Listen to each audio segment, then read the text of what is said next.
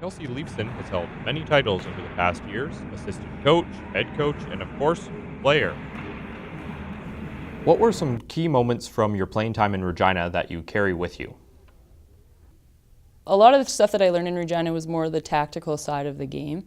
I think coming out of playing midget in Swift Current, Saskatchewan, the focus wasn't really on the tactical part and the systems and the purpose behind why we are in specific places on the ice when we are there. So that was the hugest learning curve probably that I've had.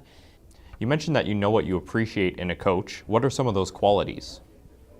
The things I look for most, or the things that I appreciate most, I guess, about coaches is just them understanding the players and understanding the situation players are in, and being able to level with people. And what sort of impact did Scott Rivet have on your coaching style?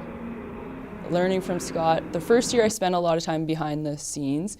I did a lot of the video and the pre-scout work for each opponent that we'd face every week. So I'd be watching video for 25 hours a week outside of practice time and game time. So, yeah, she had reached out. We kind of chatted probably even before she actually officially accepted the position. While working with the Mount Royal Cougars, head coach Scott Rivet had a big effect on Leifson. Wade Olmo knows the experience was invaluable. We were looking for someone who's already shown an ability to work with a team of coaches and to look at creative solutions to making a team better. It was a, I think, probably the best way to break into the next level of coaching, just to be able to see how things work behind the scenes, but also understand the game from a larger perspective without having to be in the spotlight the whole time. What was the transition like going from assistant coach at Mount Royal to head coach here at SAIT? I don't know if I gave Scott enough credit for what he does behind the scenes. I knew the guy was super busy. I mean, he coaches as a full-time coach, so to be able to fill his days, and he's at the office or rink for hours and hours on end. So I knew obviously it takes up a lot of time, but I think it's just like the small little almost administrative tasks and dealing with making sure eligibility is where it needs to be and the girls are doing well in school and understanding what programs they're in and understanding the school as a whole. There's so much that goes on in roles like this that people don't realize. I think 20% of what you actually get to do is hockey. So a lot of the conversations were more along the admin side, recruiting side, what you need to be thinking of, looking for, how to kind of help, and the types of questions you should be asking and getting answers to. From the outside, it probably just looks like you're there at practice and you're there for games, and there's just so much more that goes into it that I've been quickly learning in the last few weeks. How do you use your personal training and kinesiology background in hockey?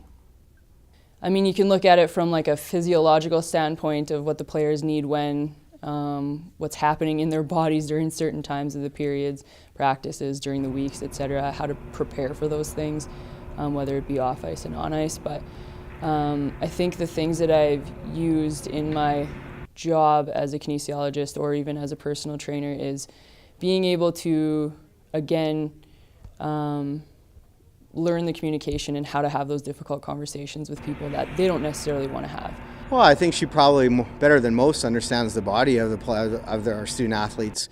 Having done the athletic therapy program here at our school, she has that background, obviously. Working with other professionals is what's really exciting. So when someone works with kinesiologists or physiotherapists or sports psychologists, not everybody can do that.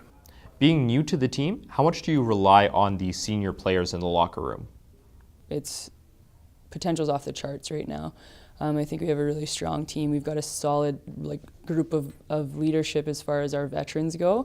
But even the first year players coming in are incredible, and it's a really good group so far, and everyone's really willing to learn and have just kind of sucked in what we've been throwing at them so far. I think we do have a good, just about half our team is returning players that were all there for the run last year, and all had their hearts broken in the last game last year. So I think that there's a little bit of vengeance that they want to bring into this year. And with the challenges ahead, Lisa knows that she has the full support around her. She's had a ton of different experiences through the years and that have prepared her well for this one. And we'll be cheering her on week in and week out, and I'm sure there'll be lots of conversations between her and I on Saturdays, Sundays, and Mondays after our teams have played on the weekend.